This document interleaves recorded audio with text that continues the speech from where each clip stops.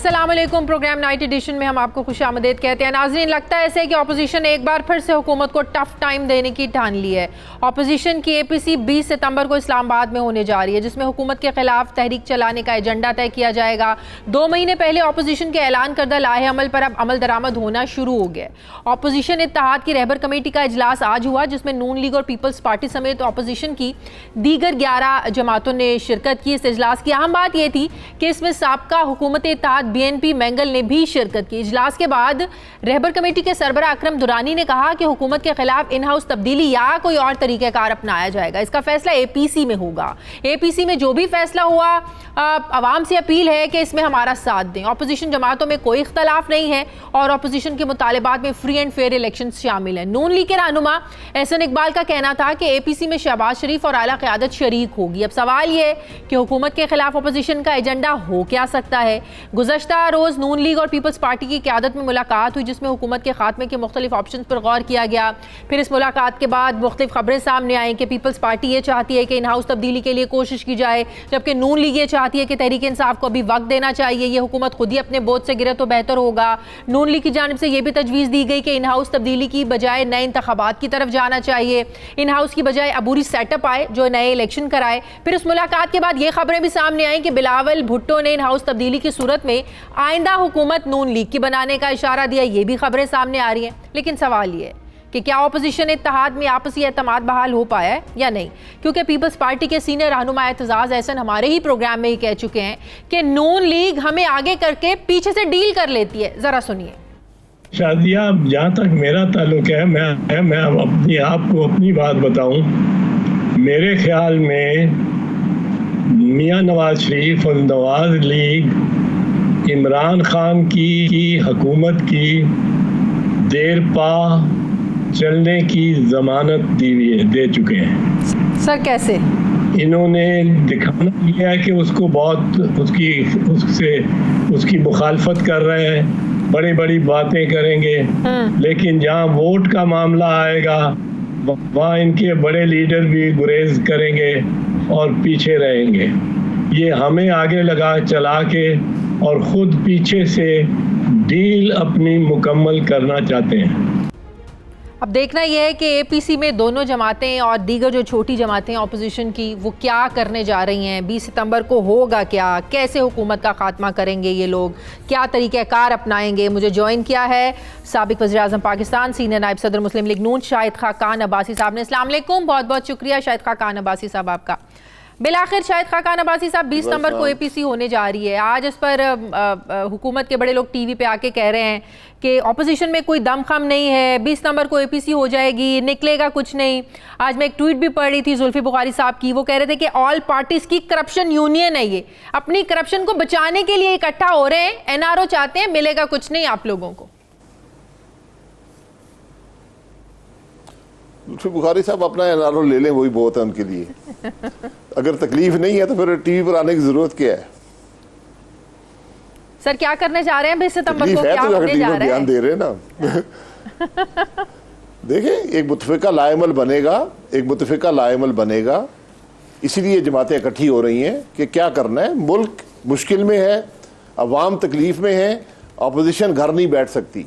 यकीनन हमारे तरीका लाएमल जो है उस पर इख्तलाफ हो सकता है, लेकिन जब एक मुतफ़िका बात तय हो जाएगी फिर उसी पर चला जाएगा।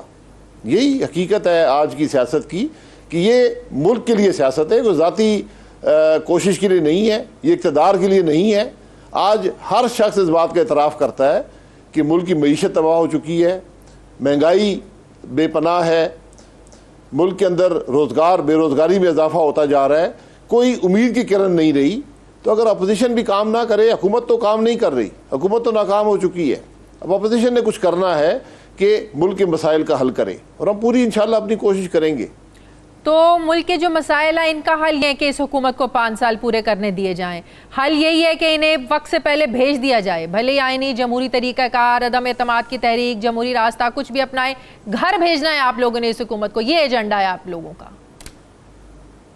जी, अगर हुकूमत खुद नहीं रहना चाहती तो हम उनकी मदद तो नहीं कर सकते। वो रहना चाहते हैं। एक हुकूमत नाकाम हो चुकी है, अवाम तकलीफ में है, नहीं रहना चाहते होते तो काम करते, मुल्क के मसाइल हल करते, मुल्क के अवाम को खुशहाली देते, मुल्क तरक्की करता। आज तो कुछ भी नहीं है। इसलिए अगर नहीं रहना चाहते तो इंशाल्लाह हम उनको जल्द अज जल्द घर पहुंचाएंगे। लेकिन आप देखें ना, कल शहबाज शरीफ साहब जब कराची गए, उन्होंने सब कुछ विफाक पे डाल दिया। विफ कर देता तो हालात ना होते।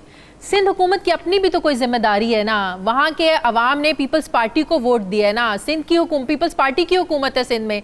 तो बड़ी हैरानगी हुई ये देखकर कि विफाक पर तो शहबाज शरीफ साहब तनकीद करते रहे, लेकिन जो 10 सालों से उस सूबे का करता धरता है, उनके खिलाफ एक बात भी नहीं की। जी, जहाँ वो गए थे कराची में, पीटीआई के लोग इलेक्ट हुए हैं। वो कैसे हुए हैं ये सारा कराची जानता है, लेकिन इलेक्ट हो गए, मेंबर हैं, काम करें, अवाम को ये मसाइल दूर करें। सदर भी कराची के हैं। वज़ीर-ए-आज़म साहब को तौफीक नहीं हुई अभी तक कराची जाने की, उम्मीद है कि चले जाएंगे। तो मसाइल हल करें, सियासत ना खेलें, मसाइल को हल करें। लेकिन अगर वो कुछ मसाइल हल करने की बात करते हैं, फिर 18वीं तक और कहा जाता है जी हमारे आईनी इख्तियार, किसी को इसमें दखल अंदाजी करने की इजाज़त नहीं देंगे। आप देखें ना, विफाक ने एनडीएमए को भेजा ना, विफाक ही अब इनिशिएटिव ले रहा है, विफाक ही इस मामले को ज़्यादा आगे लेकर चल रहा है ना। सफाई सुथराई, नालों की सफाई, तजावुज़ात का खात्मा, विफाक तो काम कर रहा है सर। काम कर रहा है तो बहुत अच्छी बात है, लेकिन लोग कैसे तकलीफ में हैं। आप कराची को छोड़े, इस्लामाबाद की हालत देख लें। इस्लामाबाद की हालत देख लें, 2 साल पहले क्या थी और आज क्या है। दारुल हुकूमत की हालत देख लें। कराची तो बाद में ठीक होगा ना।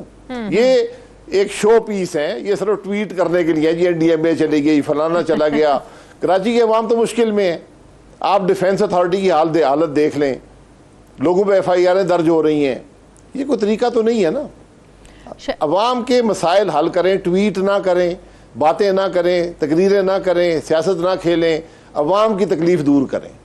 शाहिद खान अब्बासी साहब, नए इंतखाबात आप लोग जो बात कर रहे हैं, क्या 2018 की तर्ज पे होंगे, उसी तरीके कार के मुताबिक होंगे? उसमें तो बड़े सवालात उठे, फिर वो ये एतराज़ होंगे कैसे हो जाए नए इंतखाबात जब इंतखाबी इस्लाहात नहीं है, कोई सिस्टम चेंज नहीं हुआ है, कैसे हो नए इंतखाबात?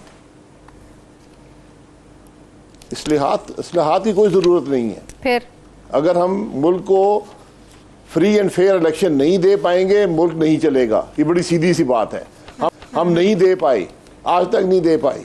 अब सबक हासिल कर लें और मुल्क को फ्री एंड फेयर इलेक्शन दें, वहाँ से पाकिस्तान की तरक्की का सफ़र शुरू होगा। ये बात याद रखें। अगर ये बर्दाश्त नहीं कर सकते कि पाकिस्तान की अवाम की राय में मोहतरम नहीं है, तो बस फिर ठीक है, फिर जैसे चल रहा है ऐसे ही चलेगा। तो JUIF का जो जलसा होने जा रहा है 7 सितंबर मुशावर में, आप लोगों को बुलाया गया है? आप लोग शरीक होंगे उस जलसे में? मुझे इल्म नहीं है कि बुलाया गया है। अगर बुलाया गया तो ज़रूर शरीक होंगे, लेकिन जलसा JUI का है। अभी APC का प्लेटफॉर्म बनेगा, वहाँ से जो मुतफ़िक़ा लाएमल होगा उसी पर आगे चला जाएगा। तो उस वक्त तक जमातें अपना जो भी उनका सियासत है, जो भी तरीका है वो कर रही हैं। सही। शाहिद खान अब्बासी साहब, जो नवाज शरीफ साहब को कहा है कि 10 दिन के अंदर आएँ और सरेंडर करें आके, तो वो कोई प्लान है इस बारे में? क्या आप लोगों का लाहे अमल है? पार्टी क्या सोच रही है? नवाज शरीफ साहब क्या सोच रहे हैं? क्या उन्हें मशवरे दिए जा रहे हैं? क्योंकि ये हुकूमत तो बस तय किए बैठी है कि रिपोर्ट्स भी गलत थी, फ्रॉड था, झूठ बोल कर गए, सब कुछ मैनिपुलेट किया गया। इनडायरेक्टली तो सवाल तो खैर अपने ऊपर ही उठा रहे हैं, क्योंकि इन्होंने मेडिकल बोर्ड बनाए, सब कुछ ये किया। विफाक का अपना मौक़िफ़ है, पंजाब का अपना मौक़िफ़ है, लेकिन जब अदालत की तरफ से हुक्म आया, मेरा सवाल ये है कि आ रहे हैं नवाज शरीफ साहब? देखें, जो ये हुकूमत है, इससे झूठी हुकूमत पाकिस्तान की तारीख में नहीं आई। वज़ीर-ए-आज़म झूठ बोलता है, वज़ीर झूठ बोलते हैं, स्पोक्समैन झूठ बोलते हैं, बातों को आगे पीछे मरोड़ के बयान करते हैं। हुकूमतों का काम होता है सच बयान करना, हकीकत बयान करना। जब हुकूमत खुद झूठ बोलना शुरू कर दे तो मुल्क में क्या बचेगा। नवाज शरीफ साहब यहाँ से इलाज कराने के लिए गए थे, 4 रिपोर्टें हुकूमत ने मुरतब की, उसके बाद इजाज़त दी और वो इलाज करवा के आएंगे। अगर इलाज नामुकम्मल छोड़ के आप उनको बुलवाना चाहते हैं तो फिर ये कह दें कि उनकी सेहत की जिम्मेदारी, उनकी जान की जिम्मेदारी हम उठाते हैं। पंजाब हुकूमत कह दे, वफाकी हुकूमत कह दे, वरना मेरा मशवरा उनको यही होगा कि अपना इलाज करवा के तो आप कह रहे हैं कि हुकूमत अगर जिम्मे दे, पंजाब हुकूमत ले, विफाक ले कि मियाँ नवाज शरीफ साहब वापस आए, हम जिम्मेदारी लेते हैं इनकी सेहत की, तो नवाज शरीफ साहब आने के लिए तैयार हैं? जी, उनकी सेहत और जान की जिम्मेदारी उठाना चाहते हैं। अच्छा, जो ये सब बयान देते हैं तो वो मेरा मशवरा होगा कि आ जाएं। अगर वो नहीं उठा सकते तो फिर मेरा मशवरा ये होगा कि अपना इलाज करवा कर आएँ जिसके लिए वो गए थे।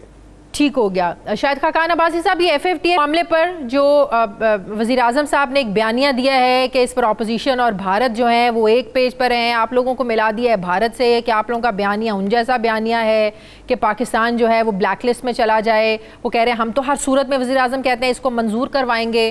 तो क्या आप लोग करने जा रहे हैं? इस पर भी कुछ स्ट्रेटजी बनाई आप लोगों ने? जो इस वज़ीर-ए-आज़म की हुकूमत पाकिस्तान का सौदा कर रही थी ना FATF के हवाले से, हमने उसको रोका है। सर क्या? अगर वो सुनना चाहते हैं तो असेंबली में आकर बयान कर देते हैं। जो इकोनॉमिक टेररिज्म के बिल में जो मामलात थे, जो बिल रोका गया, जो म्यूचुअल लीगल असिस्टेंस के मामलात थे, जो अभी आमला के अंदर मामलात हैं, अगर ये तरामीम अपोजिशन ना करती, पाकिस्तान के मुफाद को, पाकिस्तान के अवाम को के लिए बेपनाह मुश्किलात इसमें पैदा होती। आज वज़ीर-ए-आज़म मुल्क की अपोजिशन को हिंदुस्तान से जोड़ रहा है। उस हिंदुस्तान के सामने जिसने कश्मीर पर कब्जा कर लिया और वज़ीर-ए-आज़म ने एक लफ्ज़ ना बोल पाया, उसके बारे में बात कर रहा है। ये काम छोड़ दें, मुल्क चलाएं। वो कह रहे हैं कि अगर ब्लैक लिस्ट हुआ, इसके बुरे कॉन्सिक्वेंसेस होंगे, जिम्मेदार ऑपोजिशन होगी। मलबा ऑपोजिशन पर डल रहा है जनाब। जी, अपोजिशन पर कैसे डल सकता है? हुकूमत किसके पास है? FATF के बिल में क्या क्या हुआ ये सब बताएं ना ज़रा। किसने अमेंडमेंट किया FATF के बिल में? किसने उसको बेहतर बनाया? आपको पता है कि ये वो हुकूमत है जो UN सिक्योरिटी काउंसिल में काबीना के इख्तियारात दुनिया में किसी शख्स को भी देने पर तुली हुई थी। कोई उसके अंदर रिस्ट्रिक्शन नहीं थी।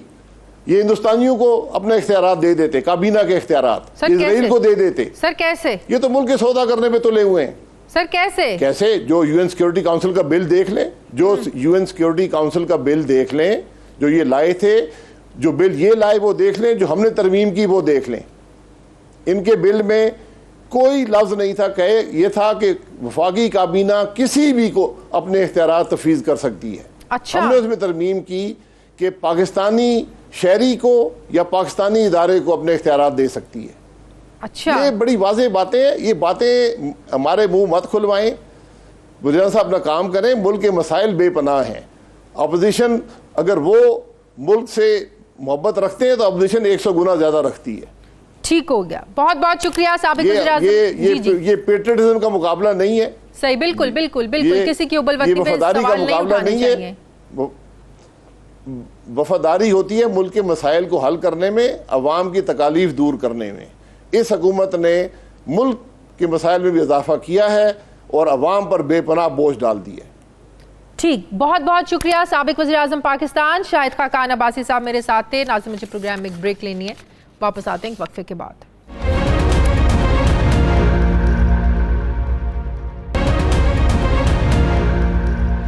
ब्रेक के बाद एक बार फिर से आपको खुशामदीद कहते हैं। मुझे ज्वाइन किया पाकिस्तान पीपल्स पार्टी के सीनियर रहनुमा कमर जमान कायरा साहब ने। अस्सलाम वालेकुम, बहुत बहुत शुक्रिया कायरा साहब आपका। कायरा साहब, कल भी एक बड़ी यहाँ मीटिंग हुई नून लीग के बीच में, पीपल्स पार्टी के बीच में। बिलावल साहब मिले, जरदारी साहब मिले शहबाज शरीफ साहब से। क्या ऑप्शन इस मुलाकात में ज़ेरे गौर आए? बज़ाहिर तो शहबाज शरीफ साहब गए थे कराची की सूरत हाल पर बात करने के लिए, लेकिन उन्होंने खैर वफाक पर वहाँ जाकर काफ़ी ज़्यादा तनकीद की। ये सब चीज़ें एक तरफ, लेकिन मौजूदा हुकूमत की कारकर्दगी को लेकर कल भी बातें हुई, आज भी बातें हुई कारी साहब। लेकिन जो सोर्सेज बताते हैं वो ये बताते हैं कि नून लीग चाहती है कि इन हाउस, पीपल्स पार्टी ये चाहती है कि इन हाउस तब्दीली लाई जाए, लेकिन शहबाज शरीफ साहब ये चाहते हैं, नून लीग ये चाहती है कि इस हुकूमत को मौका दिया जाए, इस हुकूमत को काम करने दिया जाए, क्योंकि जो हुकूमत है ये अपनी गलतियों से, अपने बोझ से खुद ही गिर जाएगी ताकि इसे सियासी शहीद होने का मौका ना मिले। तो क्या फैसला हुआ है? क्या आप लोग करने जा रहे हैं? 20 सितंबर को APC भी होने जा रही है। एक तो जरा बता दीजिए मुस्लिम लीग का कौन सा शख्स कैसा कहता है, कौन सा मेंबर कहता है, क्योंकि मेरे लिए तो नहीं है। सर कल शहबाज शरीफ साहब ने कहा है कि इस हुकूमत को काम करने का मौका दिया जाए। शाहिद खाकान अब्बासी साहब ये बात कर चुके हैं, मुद्दत पूरी करनी चाहिए हुकूमत को। बहुत से लीडरान ये बात कर चुके हैं नून लीग के। वो बहुत पहले की बात है, लेटेस्ट पोजीशन उनकी यही कल है की बात है सर कि इलेक्शन होने चाहिए, ये नई हुकूमत फेल हो गई, तो इस पर सबका कंसेंसस है, इसमें कोई कंफ्यूजन नहीं है। दूसरी बात कि वहाँ पे जो बातें हुई उसका एलामिया भी जारी हो गया और उसके ऊपर बाकायदा प्रेस टॉक में वजाहत कर दी गई। जो हमारे मेंबर्स उस मीटिंग के अंदर मौजूद थे उन्होंने बड़ी डिटेल से वो मीडिया को ब्रीफ कर दिया था। अब और कोई बात अगर आपके उसके अलावा हो तो जरूर करें। सर यही तो मैं पूछना चाह रही हूँ कायरा साहब, आप लोग हुकूमत को गिराने के लिए क्या सिर्फ इन हाउस तब्दीली चाहते हैं? क्योंकि ऑपोजिशन में जब मौलाना साहब जो है ये बात करते थे कि इस हुकूमत को घर जाना चाहिए, नए इंतखाबात की बात करते थे, घर भेजने की बात करते थे, वो नाराज ही आप लोगों से इसलिए हुए थे कि आपने उन लोगों का साथ नहीं दिया था। आज आप लोग भी खुद वही बातें कर रहे हैं। मैं जो गुजारिश कर रहा हूं कि जहां तक इस मीटिंग का ताल्लुक था, उस मीटिंग के पार्टिसिपेंट्स ने, जिनमें मैं शामिल नहीं था, उन्होंने बैठ के बाकायदा प्रेस ब्रीफ करके जो उसके अंदरूनी बैरूनी स्टोरी थी, सवालात थे, उसका जवाब दे दिए। वो आप सुन लीजिए, उसमें वजाहत से मौजूद है। रही बात ये कि जी मौलाना हमसे नाराज थे और हमने उनका साथ क्यों नहीं दिया, इसका जवाब भी बेशुमार दफा, सैकड़ों दफा दे चुके हैं हम। और अगर आप फिर चाहते हैं मैं फिर दे देता हूँ कि मौलाना फजलुर रहमान साहब जब चले थे तो उन्होंने अपनी मुकम्मल तैयारी की थी मिलियन मार्च की, और 4-6 महीने तैयारी करके वो निकले थे। हमारी तैयारी नहीं थी, हमने कहा मौलाना तो हमें तैयारी करने दें, दूसरा थोड़ा वक्त चाहिए। दूसरा ये है कि हुकूमत को मौका दें कि ये अपनी सिमत दुरुस्त करे। तब हम हुकूमत गिराना नहीं चाहते थे, हुकूमत की किबला दुरुस्त करना चाहते थे। और तीसरी गुजारिश ये है कि उस मीटिंग के अंदर जो APC हुई थी उसमें पीपल्स पार्टी की क़यादत ने, बिलावल साहब ने बड़ा वाज़े मौक़िफ़ लिया था कि मौलाना आप कुछ रिलीजियस इश्यूज पे पॉलिटिक्स करना चाहते हैं, हमारा ये मौक़िफ़ नहीं है। अगर खुदा न खास्ता कोई तारीखी ऐसा वक्त आ गया कि रिलीजन को चैलेंज हुआ तो पीपल्स पार्टी शायद बाकी सारी जमातों से आगे खड़ी हो, लेकिन हम उसकी बुनियाद पे अपनी सियासत को इस्तवार नहीं करते, नंबर 1। और दूसरा कि हम जब ताहिरुल कादरी साहब और इमरान खान साहब ने मुस्लिम लीग के खिलाफ धरना दिया था, उस धरने के भी हम खिलाफ थे। और अब हम जाके आप धरना देना चाहें, ये कैसे मुमकिन है कि हम धरना पॉलिटिक्स करें? अगर कल खिलाफ थे तो आज भी खिलाफ है। ये बड़े दो वाजे पॉइंट थे हमारे, इसमें कोई बहाम नहीं था। तो कायरा साहब अगर अब नए इंतखाबात होंगे, ज़ाहिर पूरे मुल्क में होंगे, सिंध हुकूमत को भी जो है ना वो ज़ाहिर इससे दस्तबरदार होना पड़ेगा। अभी 5 साल पूरे नहीं हुए हैं, अब आप लोगों ने फिर ज़ाहिर नए इलेक्शन में जाएंगे तो कोई एजेंडा लेके जाएंगे, कोई कारकर्दगी लेकर जाएंगे। सिर्फ मैं पीपल्स पार्टी की सिंध हुकूमत की बात नहीं कर रही हूँ, KP को भी जवाब देना पड़ेगा, पंजाब को भी जवाब देना पड़ेगा, बलूचिस्तान गवर्नमेंट को भी जवाब देना पड़ेगा। तो सवाल मेरा यह है कि फिर आखिर इन 2 सालों में ऑलरेडी आप देखें कि बारिशों ने सिर्फ कराची में नहीं पूरे मुल्क में बड़ी तबाही मचाई है, तो क्या जवाब लेकर जाएंगे आप लोगों के पास? क्या कहेंगे कि इन 2 सालों में आप लोगों ने किया क्या है? किस बेस पर आप लोगों को वोट मिलेगा? पहली गुजारिश तो ये है कि इन बारिशों ने पूरे मुल्क के अंदर एक तबाही मचा दी है, सिर्फ कराची नहीं है जी। सो कराची स्पेसिफिक ये सवाल नहीं है, पूरे मुल्क के अंदर बारिशों से पूरे मुल्क में हुआ है, एक अजाब है। अजाब इस हुकूमत ने मुसल्लत किया हुआ है, जो महंगाई है, बेरोजगारी है, अदम इत्मीनान है, पाकिस्तान की खारजा पॉलिसी का फेलियर है, पाकिस्तान के अंदर जो वफाक के आपस में तनाव है, वो बहुत सारे इश्यूज हैं, इसके ऊपर बड़ी वाज़ेह डिबेट हो चुकी। और हम क्या एजेंडा लेके जाएंगे, ये जो तासर दिया जाता है ना मोहतरमा कि पीपल्स पार्टी को हुकूमत छोड़नी पड़ेगी, तो हम तो ये कह रहे हैं, हमारी दानिश में, आप पता नहीं एग्री करें ना करें, लेकिन हमारा दानिश में, अपोजिशन की दानिश में ये हुकूमत अपनी साख खो बैठी। अब लोग इसके साथ नहीं चलेंगे, लिहाजा इसके साथ नहीं चलेंगे तो हमें तो वोट देंगे, क्योंकि हमने तो डिलीवर किया हुआ है। हमने तो अपने 5 साल दौर में मुश्किल तरीन दहशतगर्दी का सामना, फ्लडों का सामना, दुनिया की इकोनॉमी के बहरान के बावजूद इस मुल्क में रिकॉर्ड रेवेन्यू इकट्ठे किए थे, इस मुल्क की एक्सपोर्ट बढ़ाई थी, नौकरियां दी थी, तनख्वाहें बढ़ाई थी, पेंशनें बढ़ाई थी, पाकिस्तान को खुराक में खुद कफील किया था, जमींदार को उसकी फसलों की कीमतें दी थी, आम आदमी की जिंदगी में बेहतरी लाने के लिए बेनजीर इनकम सपोर्ट प्रोग्राम जैसे प्रोग्राम शुरू किए थे। तो हमारे पास तो बताने को बहुत कुछ होगा। और हमें, अगर हम इलेक्शन की या इस नई हुकूमत के जाने की बात कर रहे हैं, तो यकीनन हमारी दानिश में हुकूमत को आइंदा वोट नहीं मिलेगा। उनको नहीं मिलेगा तो हमें दोबारा वोट मिलके हम दोबारा वोट। लेकिन कायरा साहब फिर ये भी तो बताना पड़ेगा, लोग ये भी तो कल को पूछेंगे, ये वही 2 पार्टियां हैं जो एक दूसरे को सड़कों पर घसीटने की बात करती थी, पेट फाड़कर पैसे निकालने की बात करती थी, बिलावल की नून लीग पर तनकीद और नून लीग की पीपल्स पार्टी पर तनकीद, कायरा साहब ये किसी से ढकी छुपी नहीं है। तो जाहिर है लोग अब सवाल तो करेंगे कि कल आप लोग एक दूसरे पर तनकीद करते थे, आज अगर आप लोग इकट्ठे हो रहे हैं, किस कॉज के लिए इकट्ठे हो रहे हैं? अवाम के मफादात के लिए इकट्ठे हो रहे हैं या अपनी कोई सियासत बचाने के लिए इकट्ठे हो रहे हैं? ये भी बात किसी से ढकी छुपी नहीं है कि दोनों पार्टियों के जो लीडर्स हैं उन पर केसेस चल रहे हैं, नैब के मुकदमे चल रहे हैं, आप लोग केसेस भुगत रहे हैं। तो अब समझ में नहीं आ रही, जाहिर है लोग तो पूछेंगे, कंफ्यूज हैं कि कल जो बातें करते थे एक दूसरे के खिलाफ वो ठीक था या जो आज मिल बैठे हैं ये ठीक है? ये जो आपका नैरेटिव है ये तो पिछले इलेक्शन में भी आपने बड़े जोर से सारे मीडिया ने कहा कि जी हमने किसको क्या कहा, पीपल्स पार्टी ने क्या, मुस्लिम लीग ने क्या कहा। ये तो वही सवाल है जो घिस गया है। अब मेरे ख्याल में अब लोग भी इस पे ज्यादा इंटरेस्टेड नहीं है, शायद आपको सवालों में इंटरेस्ट होगा, अदरवाइज लोगों को इसमें अब इंटरेस्ट नहीं है, इसलिए कि ये लोग सुन सुन के इस पे तंग आ गए। और हम जब प्रैक्टिकली नजर आ रहा है जो हो रहा है तो मीडिया तो वही पूछेगा ना। आपका सवाल आ गया जी, मैंने इस सवाल का जवाब देना है, आप एग्री करें या ना करें। देखिए सवाल ये है कि हम ये कह रहे हैं सियासत के अंदर जो जमहूरी अमल है इसमें कोई एक जमात अगर मेजॉरिटी की गवर्नमेंट नहीं बनाती तो बिल्कुल आपको उनके साथ भी चलना पड़ता है जो आपके शरीहन मुखालफ होते हैं। हम दोनों जमातों ने, हमने बल्कि सारी अपोजिशन की जमातों ने एक दूसरे के खिलाफ इलेक्शन लड़ा था। खान साहब मुस्लिम लीग नून को, अकाफ को क्या कहते थे इलेक्शन से पहले, क्या कहते थे MQM को, क्या कहते थे बलोच नेशनलिस्टों को, तो आज उनके साथ इत्तेहादी है। तो ये बाज़ औक़ात आपको सियासत की रिक्वायरमेंट जो ग्राउंड रियलिटीज हैं उसके तहत आपको फैसले करने पड़ते हैं। बिलाशुबा हमें अपनी सियासत के अंदर ऐसी जबान या ऐसे लहजे या ऐसे आर्गूमेंट इस्तेमाल नहीं करने चाहिए जो कल जिस तरह आज आप सवाल कर रहे हैं इस तरह के सवाल खड़े करें, बल्कि हमें दूर रस बातों को सामने रखते हुए अपने बयानिए को तश्कील देना चाहिए। लेकिन बरतानिया के अंदर भी एक दूसरे की मुतहारफ जमातें इकट्ठी होकर हुकूमत बना लेती हैं। इससे पहले भी हमने हुकूमतें बनाई थी, हम अपोजिशन में भी इकट्ठे रहे थे, हम 2008 में भी इकट्ठे हुकूमत में आ गए थे। तो ये सवाल तो बहुत नैब की कारकर्दगी को लेकर जो अपोजिशन तनकीद करती है, नून लीग का तो वाज़ेह मौक़िफ़ है कि नैब को ख़त्म हो जाना चाहिए। आप लोग समझते हैं कि नैब कवानीन में तरमीम करनी चाहिए, कंसेंसस के साथ तमाम पार्टियों के साथ मिल बैठकर ये मामला तय होना चाहिए, या आप लोगों का भी यही मौक़िफ़ है कि नैब को सिरे से ख़त्म कर देना चाहिए, एहतसाब के लिए दायरा ठीक, ये जो इदारा ये ठीक नहीं है? देखिए अकाउंटेबिलिटी होनी चाहिए, अकाउंटेबिलिटी के लिए एक इदारा होना चाहिए और उस इदारे को अक्रॉस द बोर्ड अकाउंटेबिलिटी करनी चाहिए। उसके अंदर कवानीन जो सुप्रीम कोर्ट ने अपनी जजमेंट दी है कि ये सियासी इंजीनियरिंग और बाजू मरोड़ने का और हुकूमतें बनाने और गिराने का काम करते हैं, ये नहीं होना चाहिए। पगड़ियां उछालने का काम नहीं होना चाहिए। सब तबकात का, सब इदारों का एहतसाब करे, एक इदारा हो, अक्रॉस द बोर्ड अकाउंटेबिलिटी करे, अबव द बोर्ड होके चले, और उसके लिए कानून भी वो हो जो लोगों की पगड़ियां, जिसमें गुनाहगार बच ना पाए और बेगुनाहों की पगड़ियां ना उछाली जाए। ये हमारा वाज़ेह मौक़िफ़ कल भी था, आज भी है।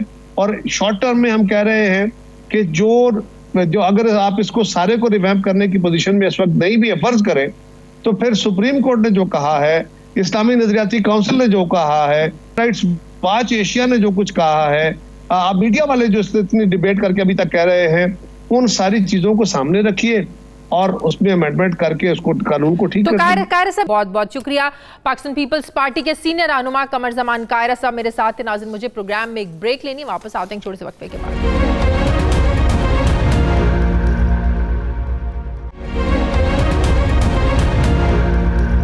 ब्रेक के बाद एक बार फिर से आपको खुशामदीद कहते हैं। नाज़रीन, हुकूमत के लिए इंसदाद मनी लॉन्ड्रिंग बिल और इस्लामाबाद दारुल हुकूमत वक्फ अमलाक बिल 2020 पार्लियामेंट के मुश्तरका इजलास से पास करवाना अब लगता है कि हुकूमत के लिए एक चैलेंज बन चुका है। मनी लॉन्ड्रिंग बिल को मंजूर करवाने के लिए वज़ीर आज़म इमरान खान कौम के सामने अपोजिशन के खिलाफ एक नया बयानिया अब तश्कील दे रहे हैं। गुज़श्ता रोज़ हुकूमती और पार्टी तर्जुमानों के इजलास से खिताब में वज़ीर आज़म इमरान खान ने यह वाज़ेह अल्फाजों में कहा कि FATF के मामले पर अपोजिशन और भारत एक पेज पर हैं। अपोजिशन ने कानून साजी रोककर ज़ाती मफादात को कौमी मफाद पर तरजीह दी है। हुकूमत एहतसाब के मंशूर पर समझौता नहीं करेगी। FATF कवानीन हर सूरत हम पार्लियामेंट से पास करवाएंगे। इमरान खान इससे पहले भी अपोजिशन के मफादात के बारे में खुलकर जो है ना वो कौम से कई बार इस हवाले से बात कर चुके। अब जब वज़ीर आज़म अपोजिशन के मफादात को भारत के मफादात के साथ जोड़ेंगे तो फिर कायदे हिज़्ब इख्तिलाफ शहबाज शरीफ भी हिसाब बराबर करने में ज़ाहिर है फिर कोई कमी नहीं छोड़ेंगे।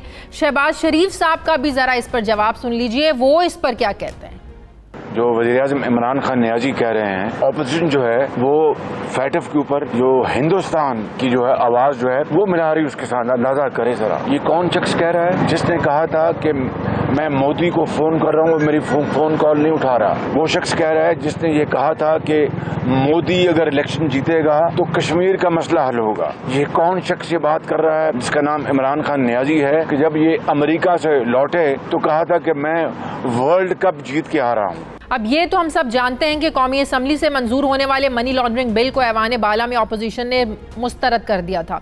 अपोजिशन की जानिब से शेरी रहमान ने कहा था कि सेनेट में बिल्स की मुखालिफत की गई क्योंकि इनमें वारंट के बगैर गिरफ्तारी का इख्तियार पुलिस और तफ्तीशकारों को दिया गया है। इसका FATF ने यह मुतालबा नहीं किया है, ना ही किसी सूरत इसका दिफा किया जा सकता है। फिर हमने शेरी रहमान साहिबा का यही एतराज़ हमने अपने प्रोग्राम में वफाकी वज़ीर कानून फ़रूग नसीम साहब के सामने रखा तो कुछ उन्होंने ऐसे जवाब दिया। जो पाकिस्तान के कवानीन है, CRPC है, CRPC एक बुनियादी क्रिमिनल लॉ का, क्रिमिनल प्रोसीजर का कानून है। उसके अंदर ये मौजूद है कि बाज़ ऑफेंसेस ऐसे हैं जिनको विदाउट वारंट अरेस्ट पुलिस कर सकती है। हमारे अपोजिशन के भाई बहन थोड़ी सी स्टडी कर लें, मुझसे ही पूछ लें, मेरा तो बड़ा अच्छा ताल्लुक़ है उनसे। अब ज़मीनी हक़ाइक़ बताते हैं कि मुस्लिम लीग नून के साबका दौरे हुकूमत में पाकिस्तान में FATF की ग्रे लिस्ट में पाकिस्तान शामिल हुआ था। हमाद अज़हर के मुताबिक पाकिस्तान को सख्त तरीन शराइत पर मबनी 27 नुकाती एक्शन प्लान दिया गया, लेकिन आज हम 27 में से 14 शराइत पूरी कर चुके हैं, जबकि बाकी 13 नुकात पर इस साल ज्वाइंट ग्रुप का एक्शन प्लान जो है वो मुकम्मल कर लेंगे। आज वज़ीर आज़म की जानिब से तहरीक इंसाफ और इत्तेहादी जमातों के सैनेटर्स को FATF समेत अहम कानून साजी पर मुशावरत के लिए इजलास के लिए तलब भी किया गया था, जिसमें बिल पास करवाने के लिए उन्होंने कहा कि हतमी लाहे अमल तय किया जाएगा। फैटफ कवानीन की मंजूरी के हवाले से हुकूमत या अपोजिशन जमातों की हुब्बुल वतनी पर सवाल उठाने की बजाय अगर पाकिस्तान के सिर्फ सियासी कल्चर को ही हम देखें तो ये मालूम होता है कि हर दौर में सियासी रहनुमाओं ने अपने मुखालिफिन को सिक्योरिटी रिस्क करार दिया है। गुज़श्ता दौरे हुकूमत में बिलावल भुट्टो जरदारी ने नवाज शरीफ को मोदी का यार करार दिया। आज दोनों अपोजिशन जमातें हुकूमत को हिंदुस्तान का दोस्त समझती हैं, जबकि वज़ीर आज़म को मुस्लिम लीग नून और पीपल्स पार्टी के मफाद और भारत के मफादात में कोई आज फर्क ही नजर नहीं आ रहा है। आज अपोजिशन का बयानिया यह है कि इमरान खान और पाकिस्तान इकट्ठे नहीं चल सकते हैं, जबकि वज़ीर आज़म को यह लगता है कि ये अपोजिशन और पाकिस्तान इकट्ठे नहीं चल सकते हैं। सवाल यह है कि आखिर सियासी इख्तलाफात को मुल्क दुश्मनी क्यों समझा जाता है। मैं बात करूंगी, मुझे ज्वाइन किया है सीनियर सहाफ़ी तज्ज़ियाकार सलीम साफ़ी साहब ने। अस्सलाम वालेकुम, बहुत बहुत शुक्रिया साफ़ी साहब आपका। साफ़ी साहब, इसमें तो कोई शक नहीं है कि FATF की ब्लैक लिस्ट में जाने से बड़े मनफियत असरात होंगे, बड़े इसके जो है ना वो गहरे कॉन्सिक्वेंसेस होंगे। यकीनन हमें ग्रे लिस्ट से निकलना है, ग्रे से ब्लैक में नहीं जाना है। लेकिन इस मामले पर वज़ीर आज़म का ये मौक़िफ़, ये बयानिया कि अपोजिशन का बयानिया भारत के बयानिए से मिलता है, ये बिल्कुल वही कर रहे हैं जो भारत चाहता है, क्या ये दुरुस्त है? नहीं, दुरुस्त नहीं, ये इंतहाई गलत रवैया है और ये हमारी सियासत की नापुख्तगी की अलामत है। माजी में यही काम मुस्लिम लीग नून ने किया था कि बेनज़ीर भुट्टो साहिबा को सिक्योरिटी रिस्क वो कहती रही और उसके गलत नताइज मुल्क ने भी भुगत लिए और उन्होंने भी, और वक्त ने साबित कर दिया कि बेनज़ीर भुट्टो साहिबा एक मुहब्बे वतन सियासतदान थी। फिर यही कार्ड मुस्लिम लीग नून के ख़िलाफ़ इस्तेमाल किया गया और मुझे तो आज भी यकीन है कि मुस्लिम लीग नून की क़यादत में 1000 खामियां हो सकती हैं, लेकिन मैं तसव्वुर भी नहीं कर सकता कि कोई पाकिस्तानी वो गैर मुहब्बे वतन या सिक्योरिटी रिस्क हो सकता है। इसी तरह मैं इमरान खान साहब से 1000 इख्तलाफात हैं और इख्तलाफ करता हूँ, लेकिन मैं उनको भी मुहब्बे वतन समझता हूँ। मेरे ख़्याल में इस मुल्क के सारे सियासतदान हो या सहाफ़ी हों या इस मुल्क में यानी रहने वाला कौन सा यानी ऐसा शख्स होगा कि जो धरती माँ के साथ दानिस्ता बेवफाई का मुर्तकिब होगा, वो तो अपने पाँव पे कुल्हाड़ा मारने वाला मामला है।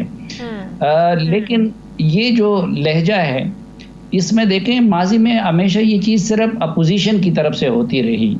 मसलन मुस्लिम लीग नून अपोजिशन में होती थी तो वो बेनज़ीर भुट्टो को सिक्योरिटी रिस्क कहती थी।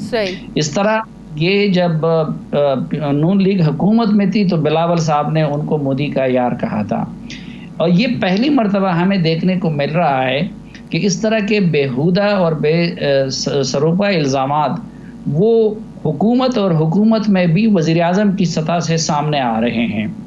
और फिर माजी में ये होता था कि अपोजिशन माहौल को पोलराइज करती थी, लेकिन हुकूमत कानून साजी के लिए और मुल्क चलाने के लिए अपोजिशन को राज़ी रखती थी, बहलाती थी। यहाँ हुकूमत उनको इश्तियाक दिला रही है और एक हकीकत हमारे लोग नज़रअंदाज, इसके बावजूद भी मैं समझता हूँ कि पाकिस्तान ब्लैक लिस्ट में नहीं जाएगा।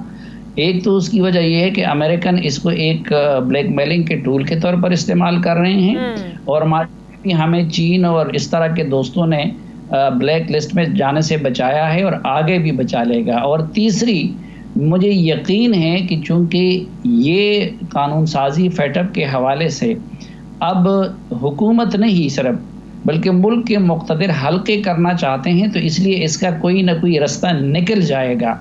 लेकिन एक इम्पॉर्टेंट सवाल जिस पे कोई गौर नहीं कर रहा है कि ये मुल्क ग्रे लिस्ट में गया क्यों है। साफी साहब, ऑपोजिशन की इस डील में कितनी जान है कि FATF से रिलेटेड जितने कवानीन थे उनको हमने एक्सेप्ट किया, इवन कि आप भी जानते हैं शाह महमूद कुरैशी साहब ने ऑपोजिशन को ख़त लिखा, उनका शुक्रिया अदा किया, तो वो कहते हैं कि ये तो सिर्फ ऑपोजिशन को फंसाने के लिए किया जा रहा है, ऑपोजिशन पर प्रेशर डालने के लिए किया जा रहा है। कि इस दलील में कितनी जान है कि सारे कवानीन तो हम लोगों ने पास कर दिए, तो आप जानबूझकर हमें तंग करने के लिए कर रहे हैं? देखिए, एक तो ये है कि आप ट्रैक रिकॉर्ड को देख के अपनी राय कायम करते हैं, तो ट्रैक रिकॉर्ड तो यही बता रहा है कि अभी तक नैब को सिर्फ और सिर्फ अपोजिशन को दबाने और ब्लैकमेल करने के लिए इस्तेमाल किया गया। अब नैब को और इस तरह के इदारों को, मीडिया को भी ब्लैकमेल करने के लिए इस्तेमाल किया जा रहा है। दूसरा, इमरान खान साहब मसलन आज अल जज़ीरा के साथ इंटरव्यू में उन्होंने जो दावा किया, यानी जिसको सफ़ेद गलत बयानी कि जी मीडिया पे कोई सेंसर नहीं है और बरतानिया से ज़्यादा यहाँ पे आज़ादी है। फिर इस हुकूमत ने इस मामले में चोरी छुपे, अगर दाल में कोई काला नहीं था तो चोरी छुपे ऑर्डिनेंसेस क्यों पास करवाए कौम को बताए बगैर। तो यकीनन इस हुकूमत का ट्रेड रिकॉर्ड तो ये है कि ये जो भी कदम उठाती है तो उसमें ये अपने सियासी मुखालिफिन के लिए और मीडिया के लिए और दीगर नकादों के लिए कोई ना कोई फंदा उसमें जरूर रखने की तो कितना इम्कान है, आखिरी सवाल साफी साहब, के मनी लॉन्ड्रिंग मुश्तरका पार्लियामेंट का इजलास जो बुलाना है उसमें ऑपोजिशन मान जाएगी, मंजूर हो जाएगा? मेरे ख्याल में देखें, अल्टीमेटली क्योंकि ये मुल्क की सलामती का इशू है, बिल्कुल और ये वो है जिसमें मुल्क के मुक़्तदिर हल्के दिलचस्पी लेते हैं। इस पे हुकूमत भी अपनी बारगेनिंग कर रही है और अपोजिशन भी इस पे भरपूर बारगेनिंग की कोशिश करेगी, क्योंकि इस वक्त एक तरफ आप अपोजिशन से ये ताउन चाहते हैं और दूसरी तरफ एन इस मौका पे अपोजिशन के गिर्द नैब का और दीगर केसेस का घेरा तंग कर लिया गया, तो अपोजिशन भी पूरी बारगेनिंग की कोशिश करेगी। लेकिन चूंकि ये मुल्क की सलामती का इदारा है और मुक़्तदिर हल्कों की इसमें दिलचस्पी है और इस तरह के मामलात का फिर पाकिस्तान में कोई ना कोई हल ज़रूर निकल आता है, तो इसका भी हल निकल आता है। ठीक, बहुत बहुत शुक्रिया सहाफ़ी तज्ज़ियाकार सलीम साफ़ी साहब हमारे साथ हैं। मुझे प्रोग्राम में एक ब्रेक लेने नाज़रीन, वापस आते हैं वक्फे के बाद।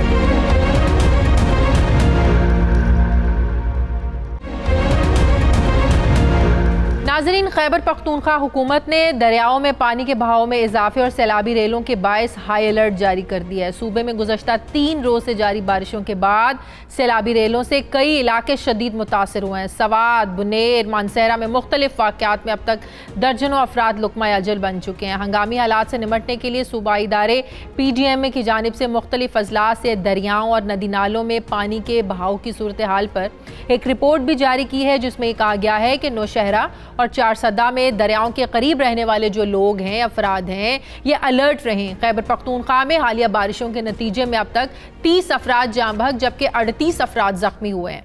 118 घरों को जुज़वी जबकि 15 से 20 घरों को मुकम्मल नुकसान भी पहुंचा है।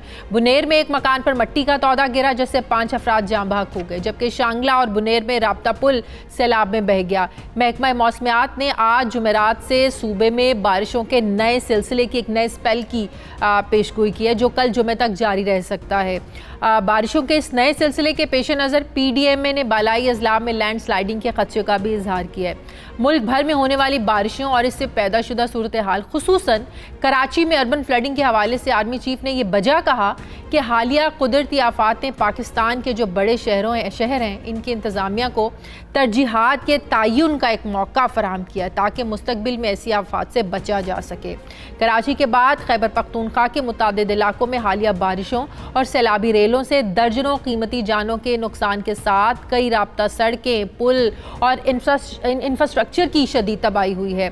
खुसूसन चित्राल, जहां 2015 के सैलाब की तबाहकारियों से अभी तक निमटने का जो अमल है वो मुकम्मल नहीं हुआ था कि अब दोबारा से वो सैलाब की जद में आ चुका है। कुदरती आफात, बारिशों और सैलाब की तबाहकारियों के बाद की सूरत हाल से निपटना यकीनन किसी चैलेंज से कम नहीं होता, लेकिन हमारे यहाँ शायद ये हुकूमतों का वतीरा है कि जब भी कोई मुसीबत सर पर पड़ती है तो एकदम से सब एक्टिव हो जाते हैं, एक शोर मच जाता है, लेकिन जैसे ही मुसीबत टलती है सारे दावे, सारे वादे, सब कुछ जो है ना वो भूल जाते हैं। जिस तरह कराची में बारिशों के बाद तबाही की वजह से शहबाज शरीफ ने वहाँ का दौरा करके कराची वालों की दिलजोई की और अब हफ्ते को वज़ीर-ए-आज़म इमरान खान साहब भी जो है ना वो कल कराची जा रहे हैं। इसी तरह कराची के लिए सबसे बड़े, जिस तरह कराची के लिए सब लोग इकट्ठे हुए हैं, सब लोग वहाँ जा रहे हैं, इसी तरह मुल्क के दीगर सूबों के लिए भी इन सबको इकट्ठा होने की ज़रूरत है। दूसरी तरफ हम आज तक बारिशों के नुकसानात से बचने का कोई मौसर निज़ाम नहीं बना सके, ना ही अब तक बारिश के पानी को महफूज करने का कोई निज़ाम बना सकें। दुनिया में बहुत से ममालिक ऐसे हैं जिनमें शदीद बारिशें होती हैं, सैलाब भी आते हैं, सैलाब का ख़तरा भी रहता है, लेकिन वहाँ पर इनसे के नुकसानात से बचने के लिए बाकायदा तौर पर इंतज़ामात किए जाते हैं और बहुत ज़्यादा जब अलर्ट सिचुएशन जब होती है तो उससे पहले ही लोगों को भी अलर्ट किया जाता है, हंगामी तौर पर इक़दामात भी किए जाते हैं, लेकिन हमारे यहाँ ये प्लानिंग की जो है ना वो कमी नज़र आती है। मैं इसी पर बात करूँगी। मुझे ज्वाइन किया है तर्जुमान KP के हुकूमत कामरान बंगे साहब ने। अस्सलाम वालेकुम, बहुत बहुत शुक्रिया कामरान साहब आपका। कामरान साहब, सबसे पहले तो ज़रा अगर आप डिटेल से बता दें कि KPK में तूफ़ानी बारिशों और सैलाबी रेले से किन इलाकों का ज़्यादा नुकसान हुआ है और स्पेशली फिर इमदादी कामों की क्या सिचुएशन है इस वक्त वहाँ पर? जी बिस्मिल्लाहिर्रहमानिर्रहीम, आपका शुक्रिया। बुनियादी तौर पर खैबर पख्तूनख्वा के जो बालाई अजला हैं, बिलखुसूस मलाकंड डिवीज़न के जो हमारे अपर डिस्ट्रिक्ट्स हैं जिसमें अपर चतराल, अपर सवात और फिर हज़ारा डिवीज़न में जैसे आपने अभी बात की अपर कोहिस्तान का इलाका जिसमें तोरगर स्पेशली वो बहुत ज़्यादा इफ़ेक्ट हो चुका है। अपर चतराल में जो फर्स्ट स्पेल रहा है बारिश का उसमें उधर बहुत नुकसान हुआ, एक राब्ता पुल भी टूट गया और उधर जो दरिया के किनारे पर जो मकानात थे वो भी जुज़वी तौर पर उनको बड़ा नुकसान पहुंचा, कुछ फोदगियाँ भी हुई। इस तरह जो अपर स्वात का इलाका है जिसमें कलाम से जब आप आते हैं टूवर्ड्स मदियन, यहाँ तक का एरिया काफ़ी मुतासिर हुआ और साथ ही साथ शांगला और बुनेर की जैसे आपने बात की वो भी जो है वो अफेक्टेड एरियाज़ में से है। अपर कोहिस्तान में जैसे मैंने अभी बात की, तोरगर के इलाके में आज एक अफसोसनाक वाक़या पेश आया जो लैंडस्लाइडिंग हुई, उसकी वजह से 7 अफराद जाबहक हो गए। तो ये ओवरऑल सिचुएशन है खैबर पख्तूनख्वा में। जैसे अभी आपने बात की कि अगले 24 घंटे में दोबारा से बारिशों की पेशन गोई हुई है, तो सारे इदारे अलर्ट हैं।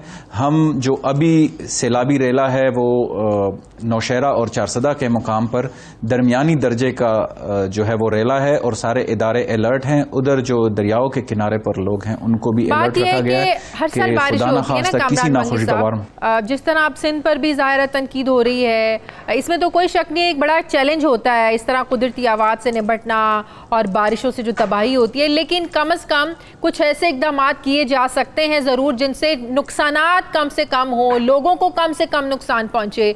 जिस तरह सिंध पर तनकीद हो रही है कि पिछले 10 सालों से पीपल्स पार्टी वहाँ बरसर इक़्तिदार है लेकिन कोई ऐसा सिस्टम नहीं बना सके कि हर साल बारिशों की वजह से लोगों को जो नुकसान हो रहे हैं कम से कम हो। तो ये सवालात आप लोगों पर भी उठ रहे हैं। जब महकमा मौसमियात अलर्ट जारी करता है, बारिश की पेशन गोइयाँ की जाती हैं, तो क्यों इस तरह के इकदाम नहीं किए जाते कि जो नुकसान आज हो रहे हैं इनसे बचा जा सके? जी थोड़ा सा अगर हम तकाबली जायज़ा लें, अगर कंपैरेटिव एनालिसिस करें तो कराची और पख्तूनख्वा की सिचुएशन डिफरेंट है। कराची में जो अर्बन हब्स हैं वहाँ पे सीवरेज का सिस्टम, ऑल्दो के अनप्रेसिडेंटेड बारिशें हुई लेकिन सीवरेज का सिस्टम जो है वो अर्बन एरियाज़ में मैनेज करना इज़ रिलेटिवली ईजी। हमारे हिली एरियाज़ हैं और वहाँ पे दरिया हैं, तो उनका लेवल जो है वो मेंटेन रखना वो किसी भी गवर्नमेंट के बस की बात नहीं है। ठीक है, हमारे एंड पे मैं अगर आपको थोड़ा सा हिस्टोरिकली बताऊं तो 2010 में जब फ्लड्स आए तो वहां पे दरियाओं के किनारे पे बहुत ज़्यादा आबादी थी, जिसकी वजह से इंतहाई नुकसान हुआ। ग्रेजुअली अभी भी ऑल्दो के आज जो वज़ीर आला साहब चूंकि उधर ही हैं, वो खुद जो सैलाब ज़दा इलाके हैं उधर मौजूद हैं, आज वज़ीर आला साहब की तरफ से भी क्लियर इंस्ट्रक्शंस आई कि आइंदा के लिए किसी किस्म की तजावुज़ात की इजाज़त नहीं होगी। बहुत शुक्रिया। KP के तर्जुमान हुकूमत कामरान बंगिश साहब हमारे साथ थे, बहुत शुक्रिया आपका। नाज़रीन, हमारे प्रोग्राम का वक्त खत्म हो गया। प्रोग्राम के लिए आप हमें फीडबैक ज़रूर दीजिएगा। अपना ख्याल रखिएगा। मुझे इजाज़त दीजिए। अल्लाह हाफ़िज़।